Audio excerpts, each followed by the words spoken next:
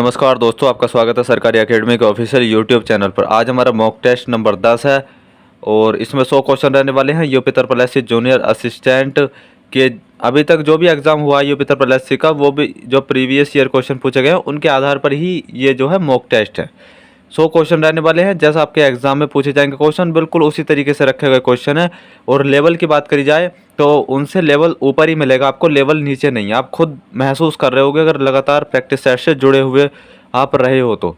और ये जो मॉक टेस्ट हमारे चल रहे हैं, तो ये मॉक टेस्ट एग्ज़ाम तक चलते रहेंगे दोस्तों। और बीच बीच में संडे के दिन मॉक टेस्ट नहीं आया करेगा, उस दिन एक मैराथन क्लास आएगी। किसी दिन कंप्यूटर की, किसी दिन यूपी जीके की, किसी दिन यूपी उत्तर प्रदेश द्वारा पूछे गए सभी जीएस के क्वेश्चनों की, किसी दिन हिंदी की। इस तरीके से बीच बीच में मैराथन क्लासेस आपको मिलती रहेंगी। तो चैनल के साथ में जुड़े रहें आप, बहुत ज़्यादा बेनिफिट आपको मिलने वाला है। तो पहले क्वेश्चन की तरफ बढ़ते हैं। हिंदी का हमारा पहला क्वेश्चन है, भूधर्व का संधि विच्छेद क्या है? तो भूधर्व का संधि विच्छेद क्या है? तो सही आंसर हो जाएगा ऑप्शन नंबर ई। क्या हो जाएगा? ऑप्शन नंबर ई, भू प्लस उधर्व। क्या हो जाएगा भाई? भू प्लस उधर्व। अगर बात करी जाए इसमें कौन सी संधि है, तो इसमें दीर्घ संधि है। भूधर्व में कौन सी संधि है? तो इसमें दीर्घ संधि है। क्वेश्चन नंबर 2, नियत नियत शब्द युग्म के सही अर्थभेद का चयन कीजिए। तो इसका सही अर्थ क्या हो जाएगा? निश्चित और इरादा। इस नियत का मतलब होता है इरादा और इस नियत का मतलब होता है निश्चित। तो ऑप्शन नंबर सी करेक्ट हो जाएगा। क्वेश्चन नंबर 3 की तरफ बढ़ते हैं। क्वेश्चन नंबर 3 क्या है? कौन सा शब्द खर के लिए प्रयुक्त नहीं होता? तो खर के लिए कौन सा प्रयुक्त नहीं होता? खरा नहीं होता। बाकी गधा, दुष्ट और तिनका ये खर के लिए प्रयुक्त होते हैं शब्द, पर खरा जो है ये खर के लिए प्रयुक्त नहीं होता। क्वेश्चन नंबर 4, वृक्ष शब्द का पर्यायवाची है। तो वृक्ष का पर्यायवाची क्या है इनमें से? तो सही आंसर हो जाएगा पादप। क्या है भाई? पादप जो है वृक्ष का पर्यायवाची शब्द है। अगर और भी पर्यायवाची की बात कर लेते हैं वृक्ष के, तो जैसे पेड़, तरु, पादप, विटप, द्रुम और साखी होते हैं। बाकी ये प्रसून, किंकर, हेम ये जो है दे रखे। प्रसून पुष्प का दे रखा है, ये किसका पर्यायवाची है? प्रसून पुष्प का है। और किंकर किसका है? तो किंकर सेवक का है। और अगर हेम की बात करी जाए तो ये स्वर्ण का पर्यायवाची शब्द है। क्वेश्चन नंबर 5, सन्यासी का विलोम शब्द क्या होगा? सन्यासी का विलोम शब्द क्या होगा? तो सही आंसर हो जाएगा गृहस्थ। क्या हो जाएगा भाई? गृहस्थ हो जाएगा। नेक्स्ट क्वेश्चन की तरफ बढ़ते हैं। आप सभी जानते होंगे कि सन्यासी किसे कहा जाता है? तो सन्यासी उसे कहते हैं जो सांसारिक बंधनों से मुक्त होकर निष्काम भाव से ईश्वर का निरंतर स्मरण करते हैं, उन्हें हम सन्यासी कहा जाता है। और गृहस्थ किसे कहते हैं? जो घर बार बनाकर परिवार के साथ रहने वाला व्यक्ति होता है। तो सन्यासी का विलोम गृहस्थ हो जाएगा। Next question, question number 6। Question number 6 है, निम्नलिखित में से किस शब्द में तद्धित प्रत्यय लगा है? तो किस शब्द में तद्धित प्रत्यय लगा है? तो कृपालु में। कौन से शब्द में लगा है भाई? कृपालु में लगा है। देखो ये अगर आप इस शब्द को तोड़ने की कोशिश करोगे कृपालु को, तो किस तरीके से टूटेगा? ये टूटेगा कृपा प्लस आलू। तो ये जो आलू शब्द है ये क्या है? ये प्रत्यय है। और कृपा क्या है? ये एक मूल शब्द है। कृपालु, क्योंकि इसमें छोटी ओ की मात्रा लग रही है, तो दोस्तों ये छोटे ओ की मात्रा लगेगी, क्योंकि बड़े ओ की मात्रा लगाकर तो आपको पता होगा इसका पूरा अर्थ ही बदल जाएगा। आलू माने क्या होता है? एक सब्जी होती है, पर इस पर हमें छोटे ऊ की मात्रा लगानी होगी। यहाँ पर कृपालु में छोटे ऊ की मात्रा लगी हुई है। तो कृपा मूल शब्द है और आलू जो है ये प्रत्यय है। और कौन सा प्रत्यय है भाई? तद्धित प्रत्यय है। कौन सा प्रत्यय है इसमें? तद्धित प्रत्यय है। अब देखो तद्धित प्रत्यय कौन से होते हैं? तो वे प्रत्यय जो संज्ञा, सर्वनाम, विशेषण, अव्यय आदि के अंत में जुड़कर नए शब्दों की रचना करते हैं, वो तद्धित प्रत्यय कहलाते हैं। और अगर बाकी जो शब्द दिए गए हैं जैसे पठनीय, गंतव्य तथा हसोड़ में कृदंत प्रत्यय लगा। कौन सा प्रत्यय इनमें? इसमें कृदंत है, पठनीय, गंतव्य और हसोड़ में। नेक्स्ट क्वेश्चन, क्वेश्चन नंबर 7, निम्नलिखित शब्दों में से तद्भव शब्द को पहचानिए। तो तत्सम तद्भव से भी क्वेश्चन आते हैं, हर एग्जाम में क्वेश्चन पूछे जाते हैं यहाँ से। तो तद्भव शब्द पहचानना, आलस, अंधकार, कुष्ठ, उल्लास। भाई ये क्वेश्चन में सबसे ज़्यादा मिस्टेक हो जाती है ऐसे क्वेश्चनों में। तो तद्भव शब्द इसमें आलस हो जाएगा। कौन सा हो जाएगा? आलस हो जाएगा। देखो, अगर आलस की बात कर ली जाए तो आलस तद्भव हो गया, अगर हम इसके तत्सम शब्द को देखें तो आलस्य हो जाएगा। बाकी कुष्ठ तो तत्सम रूप है, अगर कुष्ठ का तद्भव बनाओगे तो कोढ़ हो जाएगा। और अंधकार ये तत्सम शब्द है, इसका क्या हो जाएगा, अंधेरा हो जाएगा। उल्लास ये भी तत्सम शब्द है, तो उल्लास का जब हम तद्भव बनाएंगे तो हुलास हो जाएगा। नेक्स्ट क्वेश्चन की तरफ बढ़ते हैं अपन। क्वेश्चन नंबर 8 क्या है? क्वेश्चन नंबर 8 है, व्याकरण का वह भाग जिसमें शब्दों के भेद, रूप, बनावट आदि का वर्णन होता है, वह क्या कहलाता है? तो वो शब्द विचार कहलाता है। क्वेश्चन नंबर 9, बच्चे बस से पाठशाला जाते हैं, इस वाक्य में कौन सा कारक है? कारक पूछा है, तो बच्चे जो है बस से पाठशाला जाते हैं, तो इसमें कौन सा कारक है? करण कारक है। क्योंकि देखो अपादान कहाँ पर आता है? अपादान वहाँ पर आता है, जैसे यहाँ से दे रखा है, तो कुछ लोग कन्फ्यूजन हो जाएंगे अपादान और करण में, तो करण होगा, क्योंकि बस से पाठशाला जाता तो करण हो जाएगा। जब हमें किसी वाक्य में कारक पूछा जाए और उस वाक्य में अलगाव का भाव उत्पन्न हो जाता है, तो वहाँ पर अपादान कारक होता है। जैसे अपादान की विभक्ति होती है से अलग होने के अर्थ में, राइट। तो इसमें क्वेश्चन नंबर 9 जैसा अपना दे रखा है, तो ये बच्चे बस से जाते हैं स्कूल, तो बस से जाते हैं तो करण कारक हो जाएगा।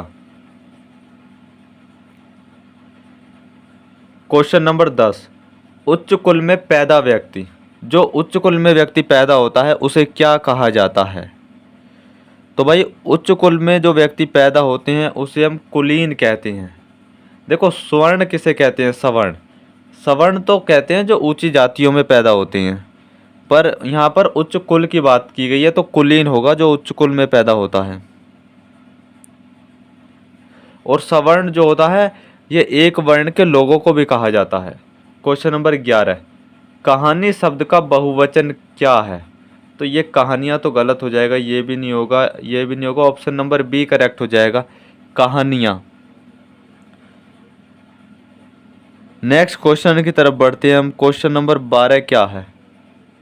निम्नांकित में से कौन सा शब्द स्त्रीलिंग नहीं है? तो कौन सा शब्द स्त्रीलिंग नहीं है? तो दिन। दिन जो है ये पुल्लिंग शब्द है, स्त्रीलिंग नहीं है। बाकी दोपहर, सुबह, सांझ ये स्त्रीलिंग शब्द हैं। क्वेश्चन नंबर 13, रूप के अनुसार क्रिया विशेषण कितने प्रकार के होते हैं? तो रूप के अनुसार क्रिया विशेषण 3 प्रकार के होती हैं। कितने प्रकार के होती हैं? 3 प्रकार की होती हैं। वो कौन कौन से होते हैं? एक तो मूल क्रिया विशेषण, एक यौगिक क्रिया विशेषण और एक कारण क्रिया विशेषण। ये 3 होते हैं रूप के अनुसार क्रिया विशेषण। नेक्स्ट क्वेश्चन की तरफ बढ़ते हैं। हमारा क्वेश्चन नंबर 14 क्या है?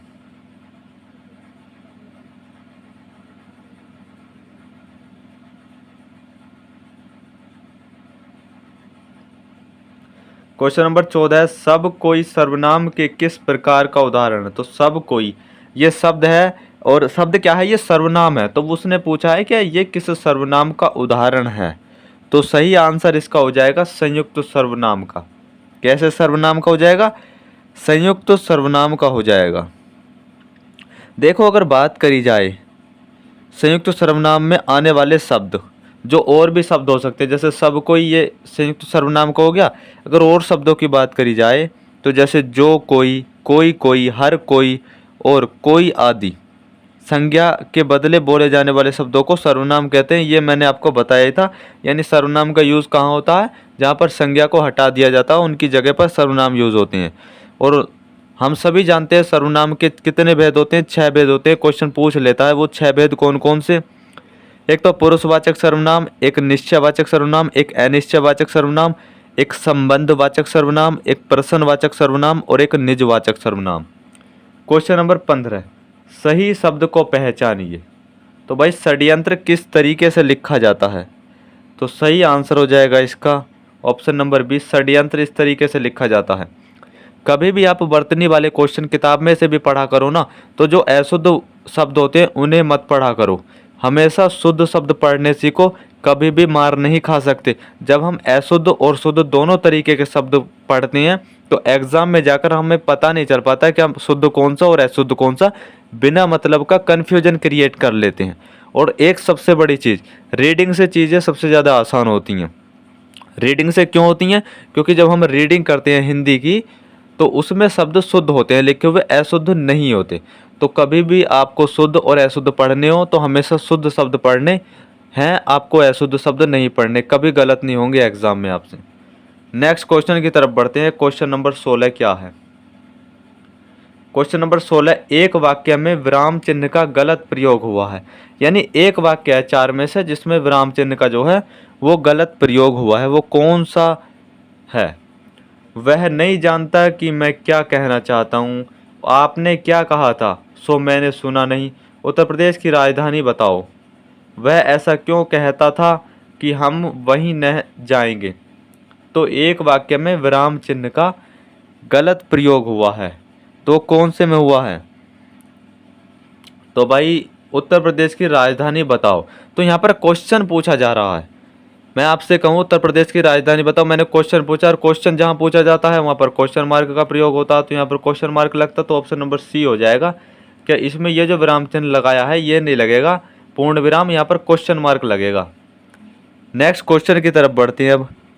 क्वेश्चन नंबर 17, दीर्घ का वर्ण विच्छेद क्या है? दीर्घ का वर्ण विच्छेद क्या है? तो द आधा, फिर री, फिर ग आधा और ए। तो इस तरीके से ऑप्शन नंबर ए करेक्ट हो जाएगा, क्योंकि ये जो है ना, दीर्घ में अगर आपसे पूछ ले क्या इसमें रै वर्ण है, तो भाई इसमें रै नहीं है। इस तरीके से अगर कहीं आपको दिखाई दे जाता है ना, तो ये रै नहीं होता, ये री होता है, ये वाला री होता है, और ये एग्जाम में पूछा भी जाता है। तो ऑप्शन नंबर ए करेक्ट हो जाएगा, क्योंकि इसमें जो दूसरे वाले में गलत हुआ रै की वजह से गलत हो गया, रै नहीं आना चाहिए, और फिर ये तो ऊ भी दे रखा है, ये भी गलत है। तीसरे वाले में जो गलत हुआ है वो किस तरीके से हुआ? तो वर्ण विच्छेद की बात की है, तो देखो भाई वर्ण विच्छेद की अगर बात की जाए तो सी वाला सही हो जाएगा, पर ज़्यादा से ज़्यादा अगर खोलने की बात आएगी तो ग को आधा करके फिर छोटा ए भी बना सकते हैं, तब इस तरीके से सही हो जाएगा। अभी भी ये सही है, टूटा हुआ, गलत नहीं है कोई भी चीज़, पर इसके मुकाबले ये सही है क्योंकि इसे बहुत अच्छे तरीके से तोड़ा गया है, इसमें गुंजाइश बच गई तीसरे वाले में। अभी चाहते तो गै को भी और तोड़ सकते थे हम, बाकी इसमें भी रह आ गया तो ये भी गलत हो जाएगा, तो ऑप्शन नंबर ए करेक्ट हो जाएगा इस तरीके से। क्वेश्चन नंबर 18, हल्दी घाटी के रचनाकार कौन है? हल्दी घाटी के रचनाकार कौन है? तो भाई इसके रचनाकार हैं श्याम नारायण पांडे। कौन है हल्दी घाटी के रचनाकार? श्याम नारायण पांडे हैं। और अगर बात करी जाए ये किस विधा की रचना है, तो काव्य विधा की ये रचना है दोस्तों। कैसी रचना? काव्य विधा की रचना है। नेक्स्ट क्वेश्चन की तरफ बढ़ते हैं। अब गद्यांश का हमारा क्वेश्चन आ गया है। देखो गद्यांश पढ़ना, सबसे पहले तो हमें गद्यांश पढ़ लेंगे तो उसके बाद में क्वेश्चन आराम से बन जाएंगे हमारे। गद्यांश को पढ़ लेते हैं क्योंकि 19 से 20 का उत्तर देना गद्यांश के आधार पर। कला और जीवन का संबंध अन्य आश्रित है, कलाकार कल्पना और यथार्थ का समन्वय कर समाज के समक्ष आदर्श रूप प्रस्तुत करता है। इसी कारण जीवन का कला के स्वरूप पर व्यापक प्रभाव पड़ता है। कलाकार जीवन के यथार्थ रूप को ही चित्रित नहीं करता, वरन वह आदर्श रूप को भी प्रस्तुत करता है। इस प्रकार जीवन का कला पर और कला का जीवन पर व्यापक प्रभाव पड़ता है। कलावाद अर्थात कला के लिए संबंधी विचारों में जीवन के लिए उपयोगी कला ही श्रेयस्कर मानी जाती है। अब क्वेश्चन नंबर 19 कर लेते हैं। क्वेश्चन नंबर 19 क्या है? तो कला और जीवन अन्य आश्रित हैं, इसका तात्पर्य क्या है? तो इसका सही आंसर हो जाएगा अपना एक दूसरे पर आश्रित हैं। ऑप्शन नंबर सी करेक्ट हो जाएगा, यानी कला और जीवन एक दूसरे पर आश्रित हैं। क्वेश्चन नंबर 20, कौन सी कला श्रेष्ठ मानी गई है? कौन सी कला श्रेष्ठ मानी गई है? तो भाई वो मानी गई है जो जीवन उपयोगी हो। कौन सी कला श्रेष्ठ मानी गई है? जो जीवन उपयोगी। ऑप्शन नंबर डी करेक्ट हो जाएगा। अब इसको पढ़ लेते हैं। श्याम गौर किमी कहो बखानी, गिरा अनियन नयन बिनु बानी। इस पद में कौन सा भाव है? ओज भाव है, मधुर भाव है, करुण भाव है या सुकुमार भाव है? तो इसमें कौन सा भाव है? मधुर भाव है। श्याम गौर किमी कहो बखानी, गिरा अनयन नयन बिनु पानी। ऑप्शन नंबर डी करेक्ट हो जाएगा, मधुर भाव है। नेक्स्ट क्वेश्चन की तरफ बढ़ते हैं। Question number 22। क्वेश्चन नंबर 22 है, अधिसूचना के संदर्भ में कौन सा कथन गलत है? अधिसूचना के संदर्भ में कौन सा कथन गलत है? तो ऑप्शन नंबर बी, इनमें प्रेषक का उल्लेख होता है, ये जो कथन है ये हमारा गलत है। नेक्स्ट क्वेश्चन की तरफ बढ़ते हैं। क्वेश्चन नंबर 23, उड़ती चिड़िया के पंख गिनना मुहावरे का अर्थ बताओ। तो इस मुहावरे का क्या अर्थ है?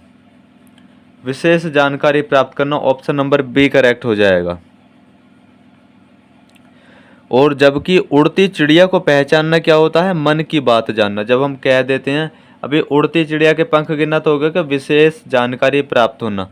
और अगर बोल दें कि उड़ती चिड़िया को पहचानना, तो इस मुहावरे का अर्थ हो जाएगा मन की बात जानना। क्वेश्चन नंबर 24, गंगा क्यों टेढ़ी चलती हो, दुष्टों को शिव कर देती हो, इस वाक्य में कौन सा अलंकार है? तो इस वाक्य में कौन सा अलंकार है?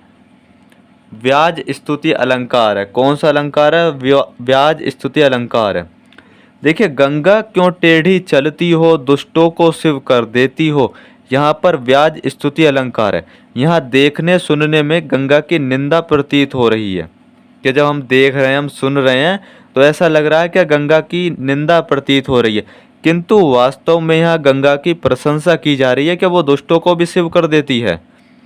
काव्य में जहाँ देखने सुनने में निंदा प्रतीत हो किंतु वह वास्तव में प्रशंसा हो, वहाँ व्याज स्तुति अलंकार होता है।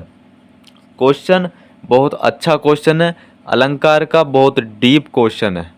तो भाई ऐसे क्वेश्चन तभी कर पाओगे जब आप इन क्वेश्चनों की प्रैक्टिस कर लोगे या फिर अच्छे से रिवीजन आपका चलता रहेगा।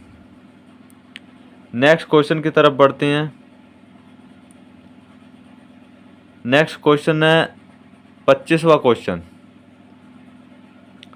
अवधि का निजी छंद क्या है? अवधि का निजी छंद क्या है? तो बरवे है। कौन सा छंद है? बरवे है। देखिए, बरवे जो है अर्ध सममात्रिक छंद है। इसमें 4 चरण होते हैं और इसके विषम चरणों यानी पहले और तीसरे में 12-12 मात्राएं होती हैं और सम चरणों में दूसरे तथा चौथे में 7-7 मात्राएं होती हैं। क्वेश्चन नंबर 26, विस्मय स्थायी भाव किस रस में होता है? तो विस्मय स्थायी भाव जो है वो किस रस में होता है? तो अद्भुत रस में होता है। देखिए, अद्भुत रस का जो स्थायी भाव होता है वो विस्मय होता है। अगर हास्य रस की बात कर लें, इसका स्थायी भाव हास होता है। शांत रस के स्थायी भाव की बात करें तो निर्वेद, सम या वैराग्य होता है इसका स्थायी भाव। अगर विभत्स की बात कर लें तो इसका जो स्थायी भाव होता है वो जुगुप्सा या घृणा होता है। क्वेश्चन नंबर 27, निम्नलिखित में से शुद्ध वाक्य कौन सा है? तो शुद्ध वाक्य इनमें से कौन सा है? तो यह किसके हस्ताक्षर है? यह शुद्ध हो जाएगा, क्योंकि यहाँ पर क्वेश्चन मार्क भी लग गया और यहाँ क्वेश्चन पूछा गया है यह किसके हस्ताक्षर है। दूसरे में कमी हो जाएगी, यह प्रातःकाल के समय घूमने जाता। तो जब प्रातःकाल हमने लिख दिया तो हम जानते हैं प्रातःकाल सुबह के समय को ही कहते हैं ना, तो यहाँ पर समय नहीं होना चाहिए लिखा हुआ। उसने भगवान की मूर्ति का दर्शन किया, तो मूर्ति नहीं होना चाहिए, ये होना चाहिए उसने भगवान के दर्शन किए। उसने भगवान, क्योंकि उसने भगवान की मूर्ति का दर्शन किया। इसमें तो वैसे भी यहाँ त्रुटि आप समझ पा रहे होगे, का नहीं होना चाहिए। और अध्यापक ने छात्रगणों को समझाया। अध्यापक ने छात्रगणों को समझाया या छात्रों को समझाया? ऑप्शन नंबर डी भी हमारा गलत हो जाएगा। तो क्या हो जाएगा? ऑप्शन नंबर सी करेक्ट हो जाएगा। यह किसके हस्ताक्षर है? ऑप्शन नंबर सी करेक्ट हो जाएगा। क्वेश्चन नंबर 28, कृत आकृत में समास कौन सा है? तो कृत आकृत में समास कौन सा है? ऑप्शन नंबर सी कर्मधारय समास है। अगर इसका समास विग्रह हम करेंगे तो कृत प्लस अकृत हो जाएगा। क्या हो जाएगा? कृत प्लस अकृत जो है इसका समास विग्रह हो जाएगा। देखो, और अगर इसके और उदाहरणों की बात करी जाए तो चरण कमल, मुख चंद्र, नरसिंह और जी शीतोष्ण, नीलपीत, ये सभी जो शब्द हैं ये सभी कर्मधारय समास के उदाहरण हैं। अगर हम तत्पुरुष समास के उदाहरणों की बात कर लें तो अकाल पीड़ित, गौशाला, पदयुत, राजभवन, शास्त्र प्रवीण हो जाएंगे। और अव्यय भाव की बात कर लें तो अव्यय भाव में यथार्थ और जी प्रत्येक, उपकूल, निर्भय हो जाएंगे। और द्विगु समास में कौन से हो जाएंगे? तो द्विगु में तो भाई जहाँ गिनती शुरू में आ जाए, जैसे दोपहर, शतांश, पंच प्रमाण, नवरत्न, तो वो द्विगु हो जाते हैं। क्वेश्चन नंबर 29, जिसे जीता न जा सके उसके लिए उपयुक्त शब्द कौन सा है? तो जिसे जीता न जा सके उसके लिए उपयुक्त शब्द कौन सा है? अजेय। देखो, जिसको जीता न जा सके उसे अजेय कहते हैं, और जिसे जाना न जा सके उसे अज्ञेय कहते हैं, और जिसे पराजित न किया जा सके उसे अपराजय कहते हैं, और जी जिस पर विजय पाना कठिन हो उसे हम दुर्जय कहते हैं। क्वेश्चन नंबर 30, शिखा का कौन सा अर्थ गलत है? तो शिखा का कौन सा अर्थ गलत है? ऑप्शन नंबर डी, शिखा का जो अर्थ है ये शिक्षा, ये गलत है। देखिए, शिखा का अर्थ शिक्षा गलत है, जबकि बल्कि अगर बात करी जाए तो शिक्षा का अर्थ ज्ञान, नसीहत, सीख है, जबकि दीपक की लो, कलंगी, शिखर शिखा का अर्थ है। अब नेक्स्ट क्वेश्चन की तरफ बढ़ लेते हैं। देखो, अब आ जाती है हमारी रीजनिंग का क्वेश्चन, देखने को मिलेंगे 15 क्वेश्चन। अब क्वेश्चन नंबर 31 है, C/F E/J G/N I/R दे रखा है, तो चार ऑप्शनों में से कौन सा ऑप्शन हमारा सही हो जाएगा? तो अगर इनमें ऑप्शनों की बात करी जाए तो किस तरीके से मेल खा रही हैं? F से J की तरफ जाओगे तो 4 बढ़ेगा, J से N की तरफ जाओगे 4 बढ़ेगा, N से R की तरफ जाओगे 4 बढ़ेगा, R से 4 बढ़ाओगे तो क्या आ जाएगा दोस्तों? V आ जाएगा नीचे। तो V किस किस में दे रखा है? तो पहले में, दूसरे में दे रखा, बाकी D भी खत्म और C भी खत्म। और अगर थोड़ा ऊपर से डिफरेंस देखते हैं तो 2 का डिफरेंस, 2 का डिफरेंस, 2 का डिफरेंस, 2 का डिफरेंस हो जाएगा, तो क्या आ जाएगा? K आ जाएगा। तो K/V कौन सा आंसर? ऑप्शन नंबर ए। कौन सा हो जाएगा K/V? ऑप्शन नंबर ए हमारा सही आंसर हो जाएगा। नेक्स्ट क्वेश्चन की तरफ बढ़ते हैं। क्वेश्चन नंबर 23 वह क्या है? क्वेश्चन नंबर 23 है, यानी कि निष्कर्ष वाला क्वेश्चन है, तो निष्कर्ष पे ही चलते हैं सबसे पहले, तभी हम क्वेश्चन को करेंगे।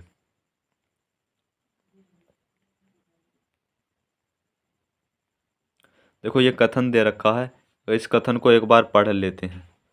सरकारी स्कूलों में शिक्षकों की गुणवत्ता खराब हो गई और अभिभावक अपने बच्चों को निजी स्कूलों में दाखिला दिलाना पसंद करते हैं। तो इसके कुछ निष्कर्ष हैं, उन निष्कर्षों को एक बार पढ़ लेते हैं। देखिए, प्राधिकारियों को स्कूलों में शिक्षकों की गुणवत्ता में सुधार के लिए तत्काल कार्रवाई करनी चाहिए। तो ये तो हमारा सही हो जाएगा कि उन्हें कार्रवाई करनी चाहिए जब निजी स्कूलों में दाखिला लेने के लिए अभिभावक जा रहे हैं अपने बच्चों के, क्योंकि यहाँ पर बात शिक्षकों की गुणवत्ता की चल रही है, वो खराब हो गई है। दूसरा है, सभी सरकारी स्कूलों का या तो निजीकरण कर दिया जाना चाहिए, पूर्ण रूप से बंद कर दिया जाना चाहिए। तो गलत है एकदम। तो ऑप्शन नंबर ए करेक्ट हो जाएगा, केवल निष्कर्ष एक अनुसरण करता है। अब क्वेश्चन नंबर 33 की तरफ बढ़ते हैं। कथन दे रखा है, शिक्षकों में सहानुभूति होनी चाहिए, विद्यार्थी अपने शिक्षकों से सहानुभूतिपूर्ण व्यवहार की अपेक्षा करती हैं। ये निष्कर्ष दे रखे। बिना सहानुभूति के लोग अच्छा शिक्षक नहीं बन सकते। अच्छे शिक्षक अपने विद्यार्थियों की समस्याओं को समझते हैं। तो इसमें कौन सा हमारा सही आंसर हो जाएगा? तो अगर बात करी जाए, कथन एक बार दोबारा से देख लेते हैं दोस्तों। शिक्षकों में सहानुभूति होनी चाहिए, तो शिक्षकों में सहानुभूति होनी चाहिए। विद्यार्थी अपने शिक्षकों से सहानुभूति पूर्ण व्यवहार की अपेक्षा करते हैं। तो बिल्कुल जो विद्यार्थी होते हैं वो ये चाहते हैं कि उनके शिक्षक सहानुभूतिपूर्ण व्यवहार हमारे साथ करें। तो बिना सहानुभूति के लोग अच्छा शिक्षक नहीं बन सकते। तो बिल्कुल ये सही बात है, अगर सहानुभूति नहीं होगी एक शिक्षक में तो वो अच्छा शिक्षक नहीं बन सकता। दूसरा, अच्छे शिक्षक अपने विद्यार्थियों की समस्याओं को समझते हैं। जो अच्छे शिक्षक होते हैं वो अपने विद्यार्थियों की समस्याओं को समझते हैं। तो इसका जिक्र ही नहीं हुआ इस कथन में। ये जो दूसरा वाला है, इसका तो कहीं जिक्र ही नहीं हुआ कि अच्छे शिक्षक अपने विद्यार्थियों की समस्याओं को समझते हैं, क्योंकि कहीं विद्यार्थियों की समस्या थोड़ी है कि जो शिक्षक समझेंगे। तो इस तरीके से हमारा पहला निष्कर्ष ही सही होगा। ऑप्शन नंबर सी करेक्ट हो जाएगा हमारा, केवल निष्कर्ष एक अनुसरण करता है। अब क्वेश्चन नंबर 34 है। देखो, ये सीरीज का क्वेश्चन है। इस तरीके से सीरीज चल रही है, आप तुरंत समझ गए होगे क्या गुणा की सीरीज चल रही है, गुणज में ये सीरीज जा रही है। अब किस तरीके से होगा ये क्वेश्चन? बहुत आसान क्वेश्चन है। 3 दूनी 6, 6 तिया 18, 18 चौक 72, 72 पंजे 360, 360 छक्का, तो लास्ट में 0 आना चाहिए, और जी 6 चंग 36, 6 आना चाहिए। तो 2160 हो जाएगा हमारा सही आंसर। ऑप्शन नंबर डी हमारा बिल्कुल करेक्ट हो जाएगा। नेक्स्ट क्वेश्चन की तरफ बढ़ते हैं। क्वेश्चन नंबर 35, निम्न विकल्पों में से कौन सा विकल्प नीचे दिए गए शब्दों का सार्थक क्रम दर्शाता? बीज, पुष्प, मिट्टी, पौधा, फल। तो सबसे पहले क्या होता है? सबसे पहले क्या होता है भाई? बीज होता है, पुष्प होता है, मिट्टी होता है, पौधा होता है या फल होता है? तो इसके अगर सही आंसर की तरफ हम जाते हैं तो सबसे पहले तो भाई मिट्टी होता है, मिट्टी के बाद में बीज होता है, बीज के बाद में पौधा होता है, और पौधे के बाद में पुष्प होता है, और पुष्प के बाद में फल होता है।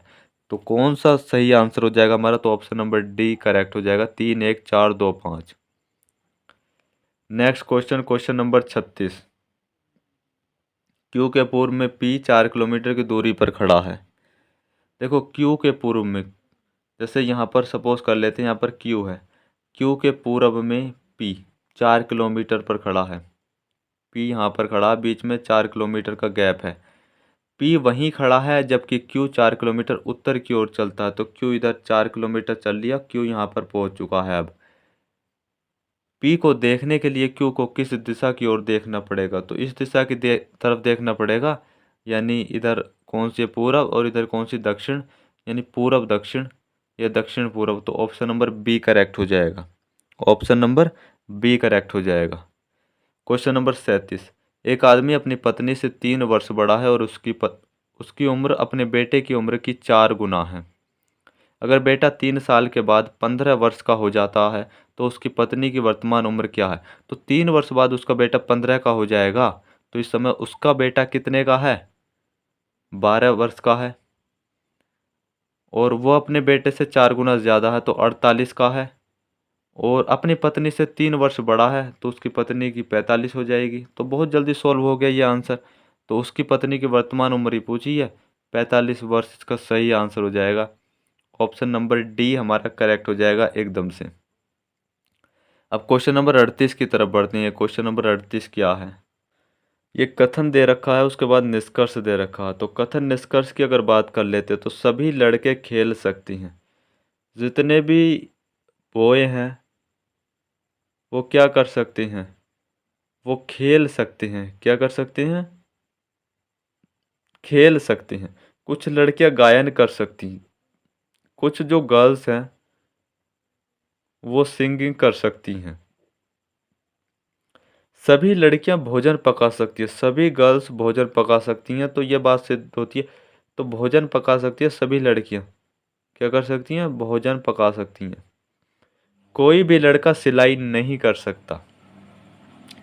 तो कोई भी लड़का सिलाई नहीं कर सकता, तो सिलाई वाला इधर रखेंगे, सिलाई ये इसे बिल्कुल नहीं काटेगा। तो अब ये निष्कर्ष देख लेते हैं एक बार। कोई लड़की खेल नहीं सकती है, तो कोई लड़की खेल नहीं सकती है, ये गलत हो जाएगा। सभी लड़कियां सिलाई कर सकती हैं, सभी जो गर्ल्स हैं वो सिलाई कर सकती हैं, ये भी गलत है। कुछ बावर्ची लड़कियां हैं, तो बिल्कुल सही है। कुछ जो है बावर्ची लड़कियां हैं, बावर्ची ये बाहर आ गए ना। बावर्ची पता है किन्हें कहते हैं? जो भोजन पकाने का काम करते हैं। तो कुछ बावर्ची लड़कियां हैं। जो लड़के खेलते हैं वे सिलाई नहीं कर सकते, तो ये भी सही है, क्योंकि लड़के तो सिलाई कर ही नहीं रहे। तो तीसरा और चौथा हमारे कथन सही हैं। तो ऑप्शन नंबर बी में दे रखा है केवल निष्कर्ष, थर्ड और फोर्थ हमारे जो है ये सही हो जाएंगे। नेक्स्ट क्वेश्चन की तरफ बढ़ते हैं। क्वेश्चन नंबर 39 क्या है? क्वेश्चन नंबर 39 है, देखो निम्नलिखित प्रश्न का उत्तर देने के लिए विकल्पों में से दिए गए सूचना के किस अंश की अतिरिक्त रूप से आवश्यकता होगी? ये प्रश्न दे रखा है हमें। जैसे राजन रमेश से छोटा है, राजन रमेश से छोटा है, और रमेश जॉर्ज से लंबा है, और रमेश जो है वो जॉर्ज से लंबा है। तो जॉर्ज तो यहाँ भी हो सकता है और नीचे भी हो सकता है। उनमें से सबसे छोटा कौन है? तो इस चीज़ का तो हम नहीं कह सकते, क्योंकि राजन भी हो सकता है और जी जॉर्ज भी हो सकता, क्योंकि ये तो दोनों बराबर भी हो सकते हैं, और जॉर्ज नीचे भी हो सकता है, रमेश भी नीचे हो सकता। तो रमेश सबसे लंबा है, रमेश जो है सबसे लंबा है। तो ये तो बात हमारी सिद्ध हो जाती है, क्योंकि रमेश तो सबसे लंबा है ना इसमें। उसके बाद जॉर्ज रमेश से छोटा है, जॉर्ज जो है रमेश से छोटा, ये भी बात सही हो जाती है। फिर कह रहा है जॉर्ज राजन से लंबा है, जॉर्ज जो है राजन से लंबा है, तो ये इस बात का दोस्तों कहीं जिक्र नहीं है, क्योंकि जॉर्ज राजन से लंबा है या नहीं है। क्योंकि हमें जो ज़रूरत पड़ेगी तो इसकी ज़रूरत पड़ेगी कि जॉर्ज राजन से लंबा है, तो इस चीज़ में नहीं कह सकते रमेश राजन से लंबा है, रमेश राजन से लंबा है, तो रमेश तो राजन से लंबा, ये भी सही है। तो हमें तीसरे वाले विकल्प की हमें ज़रूरत पड़ेगी। अगर हमारे पास ये तीसरा विकल्प कह देता ना कि जॉर्ज राजन से लंबा है, जॉर्ज राजन से लंबा है, तो हम फिर इसका आंसर बता सकते थे। हम ये बता सकते थे कि सबसे छोटा कौन है, पर अब हम नहीं बता सकते, हमें तीसरे वाले विकल्प की हमें ज़रूरत पड़ेगी। तो ऑप्शन नंबर सी हमारा सही आंसर हो जाएगा। क्वेश्चन नंबर 40, नीचे एक घन की 4 स्थितियां दिखाई गई हैं। यदि सूर्य का चिन्ह शीर्ष भाग पर है तो निचले भाग पर कौन सा चिन्ह होगा। सूर्य का चिन्ह ये दे रखा है, तो सूर्य के एक बार ऑप्शन देख लेते हैं हम। देखो सूर्य दे रखा, तो ये गोल वाला नहीं आएगा और ये त्रिभुज नहीं आएगा, तो ये भी नहीं होगा, और ये त्रिभुज का तो कहीं अभी ऐसा है नहीं। फिर यहाँ पे दे रखा तो ये भी नहीं होगा, ये भी नहीं होगा, तो ये नहीं दे रखा, पर ये दे रखा, ये भी नहीं होगा। यहाँ त्रिभुज दे रखा है, यहाँ पर इस तरीके से ये वाला दे रखा है, ये वाला दे रखा है, तो दोस्तों ये वाला भी नहीं होगा। तो बचा कौन सा, बचा सिर्फ ऑप्शन नंबर सी। तो सी हमारा सही आंसर हो जाएगा, ऑप्शन नंबर सी हमारा करेक्ट हो जाएगा। ये पास वाले क्वेश्चन ज़्यादा टफ नहीं होते हैं, आराम से कर जाओगे। क्वेश्चन नंबर 41, 27 सितंबर को शनिवार है, उसी वर्ष 27 अक्टूबर को कौन सा दिन होगा। तो कौन सा दिन होगा भाई। देखो सितंबर में 3 दिन बचे हैं, अक्टूबर में 27 दिन है, तो अगर 3 दिन और 27 दिन को जोड़ोगे कितना हो जाएगा, 30 दिन। 30 दिन को 7 से भाग कर दो, कितना शेषफल बचा, 2। तो 2 आगे बढ़ जाओ, शनिवार से 2 आगे बढ़ोगे, रविवार और सोमवार। तो क्या आंसर हो जाएगा, ऑप्शन नंबर डी हमारा सही आंसर हो जाएगा, सोमवार। नेक्स्ट क्वेश्चन की तरफ बढ़ते हैं। क्वेश्चन नंबर 52 क्या है।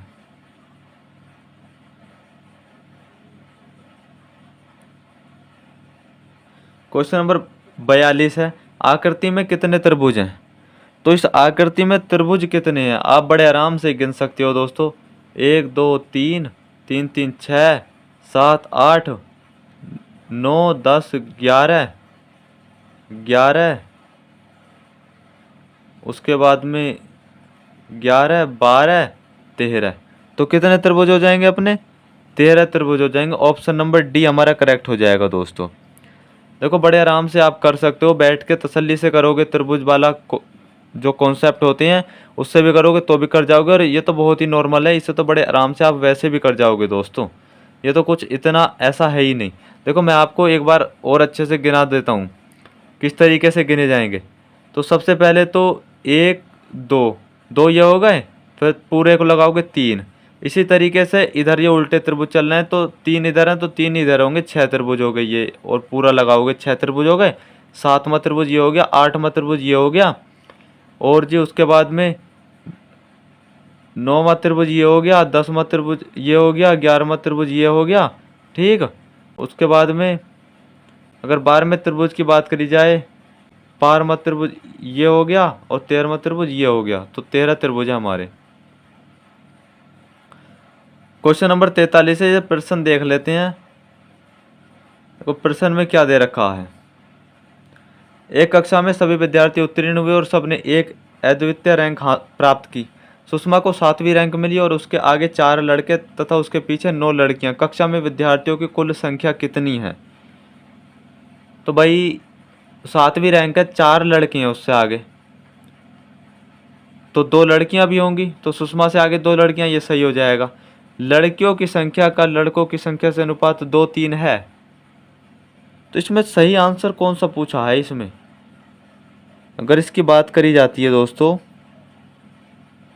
उसने पूछा तो ये है ना विद्यार्थियों की कुल संख्या कितनी है, कक्षा में विद्यार्थियों की कुल संख्या कितनी है। तो 2 तो उससे आगे हो गए, फिर वो कह रहा उसके पीछे 9 लड़कियां हैं तथा उसके पीछे 9 लड़कियां भी हैं। तो लड़कियों की अगर बात करी जाए तो 9 लड़कियां तो वो हो गई, 2 लड़कियां उससे आगे हैं और एक सुषमा होगी, तो 13 तो लड़कियां ही हो गई। और उसके बाद 13 लड़कियां हो गई सुषमा को लगाने के बाद में। अब अगर लड़कों की बात करी जाए, क्योंकि इसने कहा था ना कि सुषमा की से आगे 2 लड़कियां हैं, क्योंकि उसके आगे 4 लड़के थे तो उसके पीछे 9 लड़कियां हैं। 9 लड़कियां उसके पीछे, 2 लड़कियां उसके आगे, तो 9 और 2 11, एक सुषमा एक बार। दोस्तों ये मैंने गलत लिख दिया, 13 12 लड़कियां होंगी ना, क्योंकि 9 लड़कियां तो उसके पीछे हैं और 2 लड़कियां उसके आगे हैं, क्योंकि यहाँ पर कह रखा ना सुषमा को 7वीं रैंक मिली है जिसमें 4 लड़के आगे हैं, तो इसका मतलब ये है कि 2 लड़कियां उसके आगे हो गई, 9 लड़कियां ऐसी हैं जो उसके पीछे हैं और एक खुद सुषमा हो गई। तो 9 और 1 10, 2 12, 12 तो हो गई लड़कियां। अब लड़कों की बात कर लेते हैं, लड़के कितने होंगे। लड़कियों की संख्या का लड़कों की संख्या से अनुपात 2:3 है, 2:3 है, तो इसका मतलब तो 12 लड़कियां होंगी और 18 लड़के होंगे। लड़कों की संख्या कक्षा में लड़कियों की संख्या से अधिक है, तो ये भी बात सही है। कक्षा में अव्वल रैंक एक लड़की का आया है, भाई ये नहीं कह सकते कि अव्वल रैंक जो है एक लड़की का आया है, ये नहीं कह सकते हम। तो अगर विद्यार्थियों की बात कर ली जाए तो अब हमें पता चल चुकी है 30 तो विद्यार्थी हमारे हैं। अगर कक्षा में एक अव्वल रैंक भी एक लड़की का आया है तो वो तो खैर यहीं से पता चल गया था, सुषमा के आगे 2 लड़कियां। अब पहले नंबर पर लड़की हो या लड़का उससे कोई फ़र्क पड़ता नहीं है, क्योंकि सुषमा से आगे 2 लड़कियां, 9 लड़के सुषमा के पीछे, एक खुद सुषमा, तो 12 हो गई। अनुपात दे रखा था 2:3 के अनुपात में लड़कियों का लड़कों से है, तो 12 अगर ये होंगी लड़कियां तो फिर 18 लड़के होंगे, 30 हो जाएंगे। और उसने पूछा भी क्या था भाई, यही पूछा था कितने जो है विद्यार्थी हो सकते हैं, तो अनुपात 2:3 निकल के आ जाएगा, ऑप्शन नंबर बी करेक्ट हो जाएगा। और अगर संख्या पूछ ले तो 30 लड़कियां हो जाएंगी, ओ सॉरी 30 स्टूडेंट हो जाएंगे।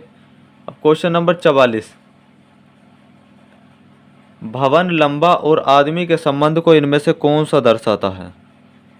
तो आदमी है, आदमी लंबा हो सकता है और लंबा भवन भी हो सकता है, तो इस तरीके से ऑप्शन नंबर सी हमारा करेक्ट हो जाएगा।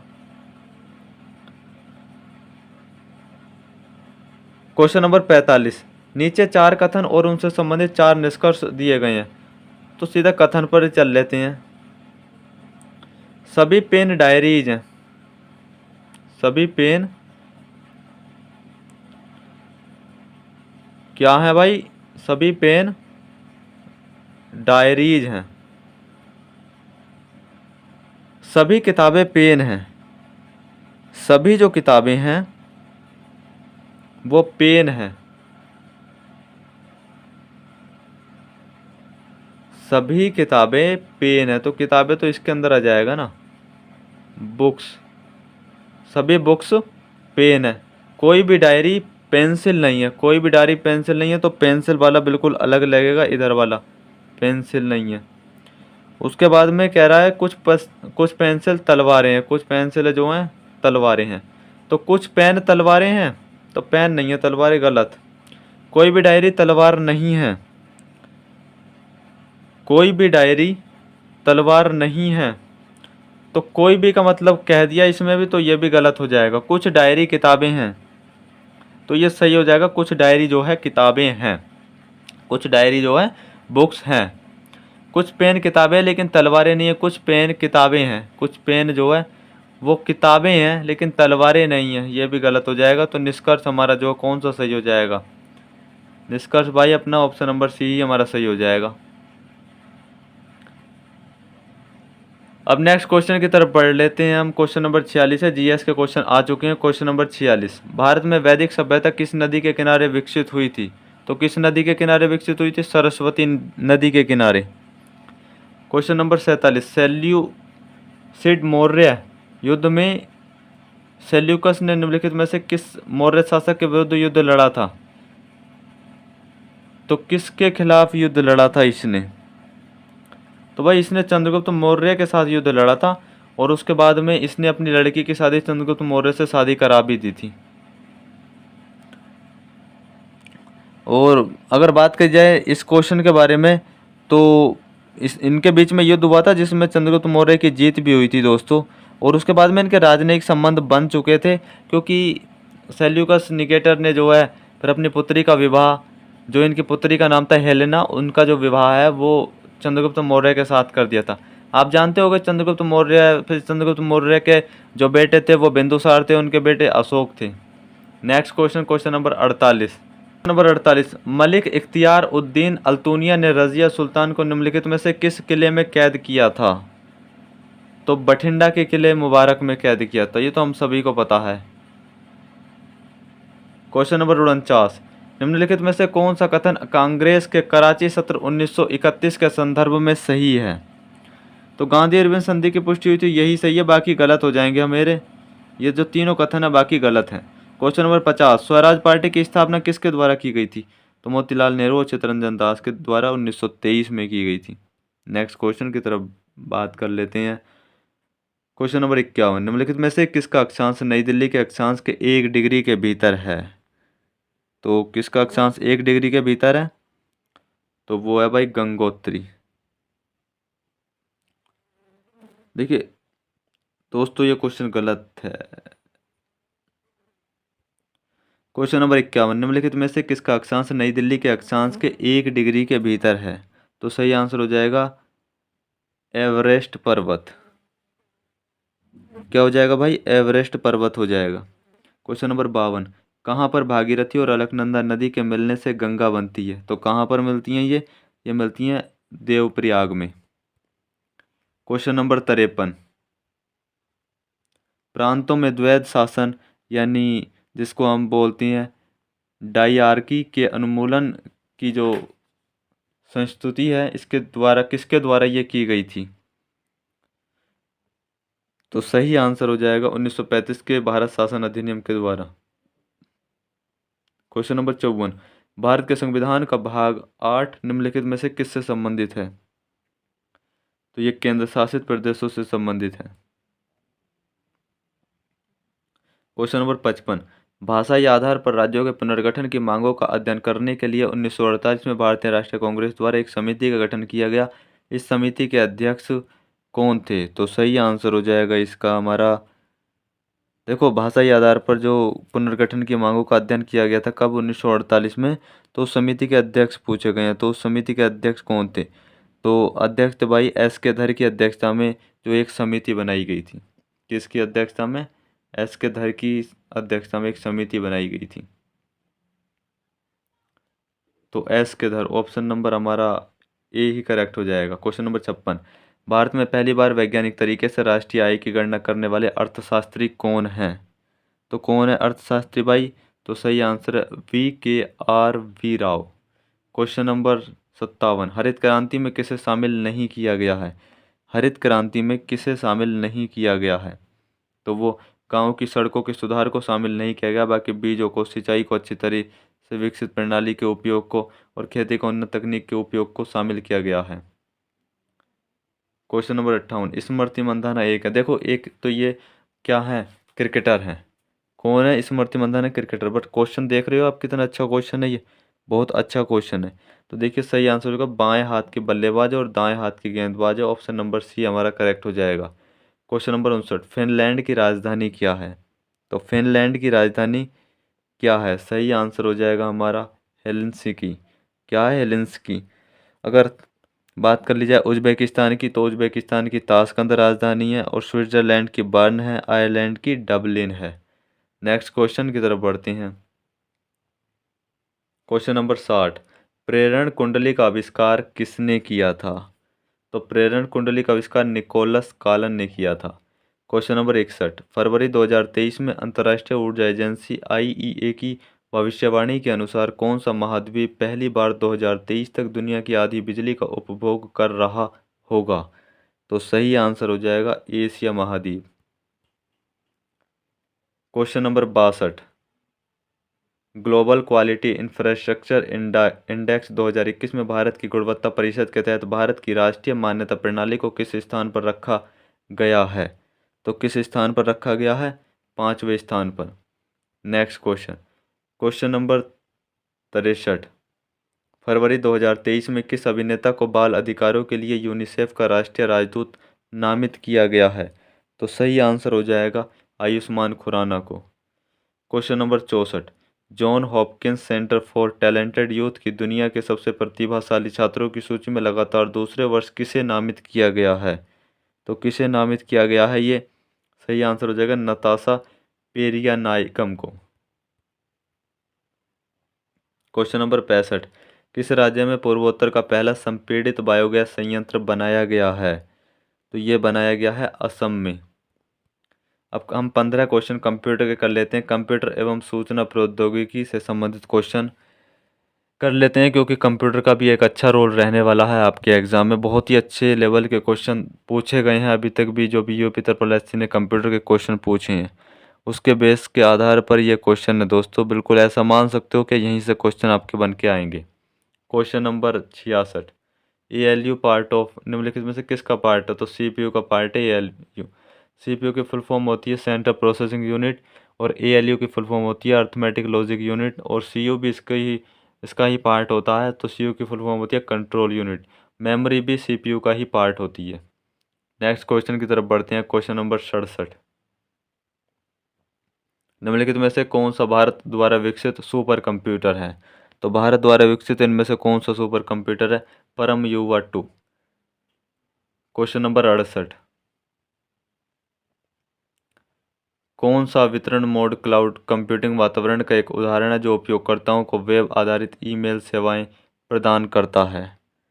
तो सही आंसर हो जाएगा software as a service. Option number A correct हो जाएगा।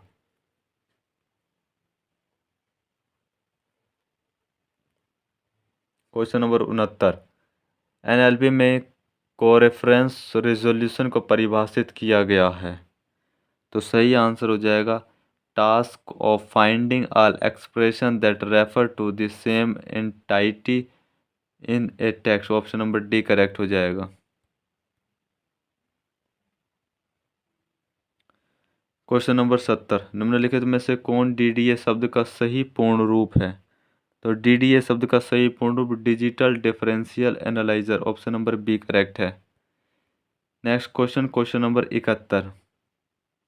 सूचना प्रौद्योगिकी के संदर्भ में नई उपयोगी जानकारी प्राप्त करने के लिए पहले से मौजूद बड़े डेटाबेस की जांच की प्रक्रिया को क्या कहा जाता है? तो क्या कहा जाता है भाई? माइनिंग कहा जाता है।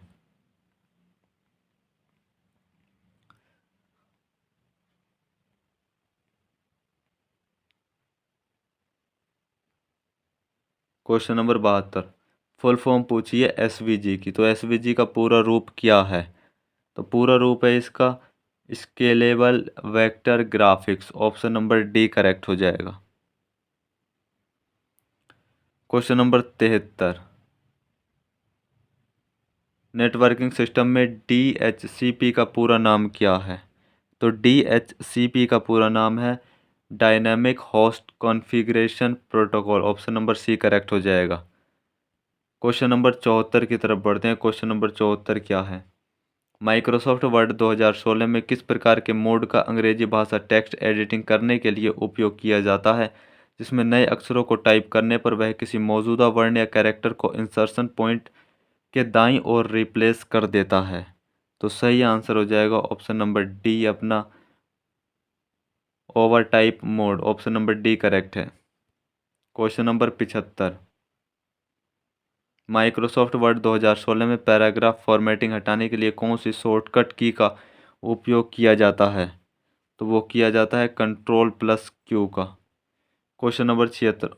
वर्ड में डिफ़ॉल्ट जूम का स्तर कितने पर सेट रहता है? यानी जो जब हम MS वर्ड ओपन करते हैं तो जो डिफ़ॉल्ट जूम है वो कितना रहता है? डिफ़ॉल्ट जूम का मतलब है जो शुरू किया कितना जूमिंग रहती है, तो 100 रहती है। अगर आप इसे कम भी कर सकते हो, मिनिमम 10 पे लेकर आ सकते हो आप। मैक्सिमम की बात करी जाए तो 400 जा सकती है दोस्तों। नेक्स्ट क्वेश्चन की तरफ बढ़ते हैं। Question number 77।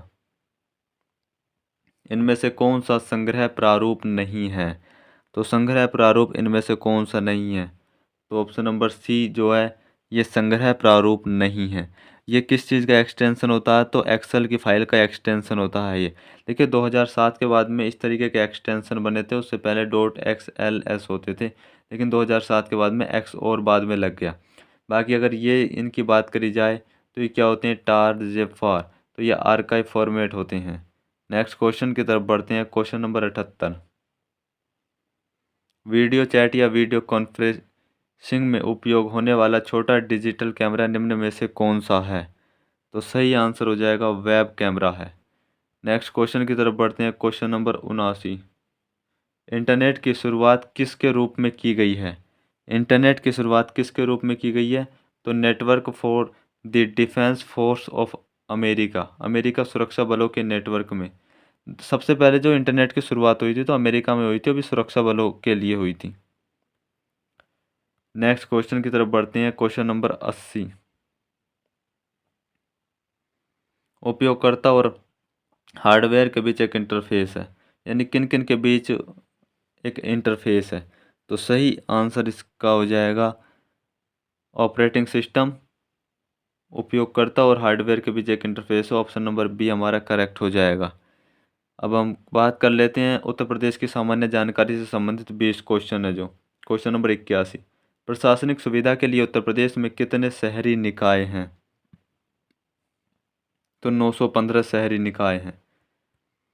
Question number 82, Uttar Pradesh के निम्नलिखित जिलों में से किसमें जनगणना 2011 के अनुसार निम्नतम साक्षरता अंकित की गई है? तो इसका सही आंसर की बात करी जाए तो वो हो जाएगा option number D.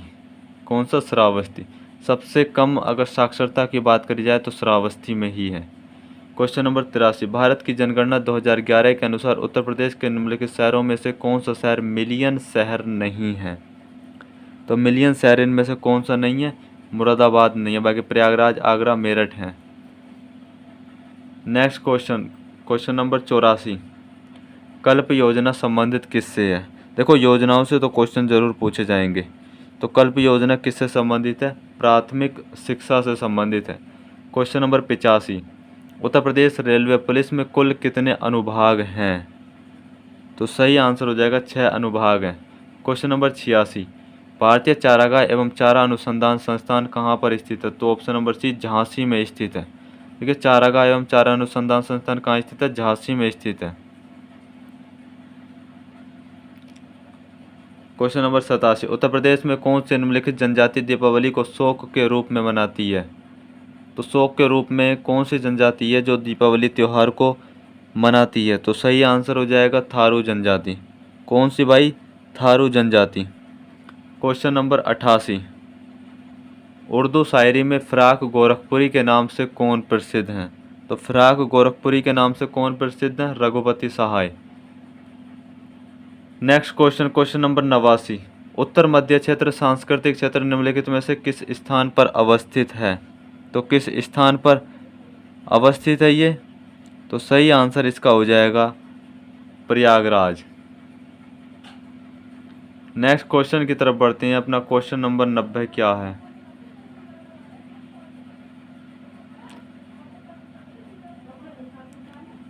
Question number 90, इखलास खान का रोज़ा या मकबरा उत्तर प्रदेश के निम्नलिखित में से किस जिले में स्थित है?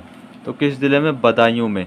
क्वेश्चन नंबर 91, अंग्रेजों के विरुद्ध बनारस विद्रोह का नेतृत्व किसने किया था?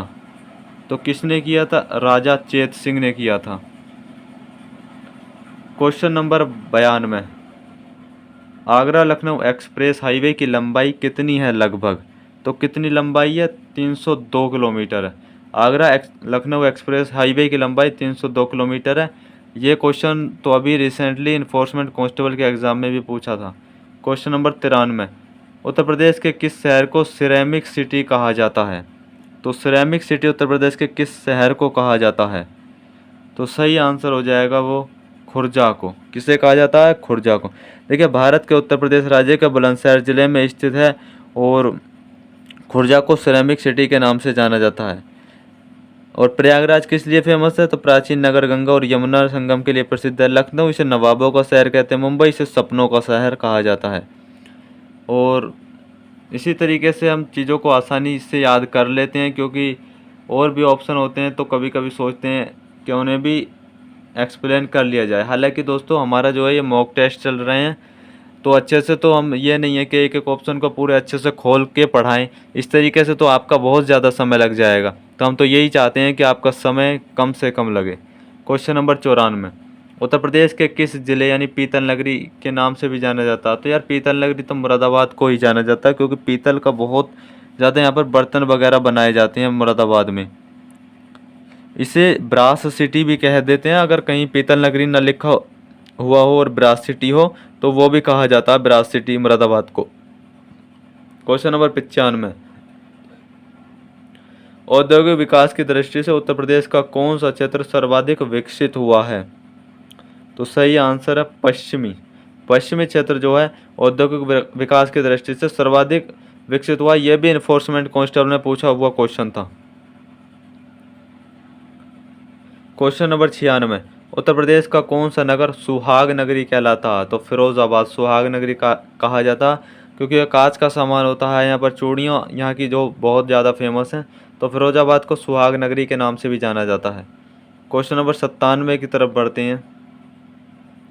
क्वेश्चन नंबर 97, मुरादाबाद क्या है? पीतल का काम होता है। सहारनपुर कागज है। उसने कहा कौन सा युग्म सही सुमेलित नहीं है? तो प्रतापगढ़ की अगर बात कर ली जाए तो कालीन तो भाई भदोही से संबंधित है। तो प्रतापगढ़ में क्या मिलता? आंवले से संबंधित होना चाहिए। किससे? आंवले से। बरेली जो है फर्नीचर से संबंधित, ऑप्शन नंबर बी हो जाएगा, यही सही सुमेलित नहीं है। क्वेश्चन नंबर 98, निम्नलिखित में से कौन सी फसल उत्तर प्रदेश में आमतौर पर या व्यापक रूप से उगाई नहीं जाती? तो गेहूँ उगाई जाती है, चावल भी उगाई जाती है, और जी तिलहन भी उगाई जाती है, पर कपास जो है ये नहीं उगाई जाती व्यापक रूप से। हालांकि उगाई जाती है पर बहुत ही कम मात्रा में उगाई जाती है कपास। क्वेश्चन नंबर 99, उत्तर प्रदेश में प्रमुख रबी फसलें कौन सी है? तो कौन सी रबी फसलें हो जाएंगी भाई इनमें से? तो सही आंसर की बात करी जाए तो गेहूँ, चना, मटर जो हो जाएंगे, ऑप्शन नंबर ए करेक्ट हो जाएगा। क्वेश्चन नंबर 100 की बात कर लेते हैं। उत्तर प्रदेश के प्रमुख वाणिज्यिक उपज है। उत्तर प्रदेश की प्रमुख वाणिज्यिक उपज इनमें से कौन सी है? तो सही आंसर हो जाएगा गन्ना है। कौन सी फसल है? गन्ना। दोस्तों क्लास आपको कैसी लगी कमेंट करके बताना। क्लास अच्छी लगी हो तो कमेंट करके ज़रूर बताना दोस्तों, और इसी तरीके से लगातार मॉक टेस्ट चलते रहेंगे। अगर आपकी जो तैयारी अगर थोड़ा डगमगा रही है तो इन मॉक टेस्टों को अगर कंटिन्यू देखते रहोगे तो वो तैयारी भी आपकी बहुत अच्छी हो जाएगी दोस्तों। और मैं तो यही कहूँगा, अगर जूनियर असिस्टेंट की अच्छे से तैयारी कर रहे हो, सीरियस एस्पिरेंट हो जूनियर असिस्टेंट के, तो कंप्यूटर पे टाइपिंग भी ज़रूर थोड़ी बहुत करनी शुरू कर दो, क्योंकि कंप्यूटर पे टाइपिंग करना बहुत ज़्यादा इंपॉर्टेंट है। हिंदी और इंग्लिश दोनों में टाइपिंग करनी मांगी गई है वहाँ पर, और टाइपिंग में मैक्सिमम बच्चे फेल होंगे जो अगर 85 स्कोर भी करेंगे टाइपिंग नहीं करेंगे तो वो उनका कोई फ़ायदा नहीं है। और कोई 65 स्कोर लाकर भी टाइपिंग कर रहा है तो उसका भी सिलेक्शन हो जाएगा दोस्तों। तो मिलते हैं नेक्स्ट क्लास में, तब तक के लिए धन्यवाद दोस्तों।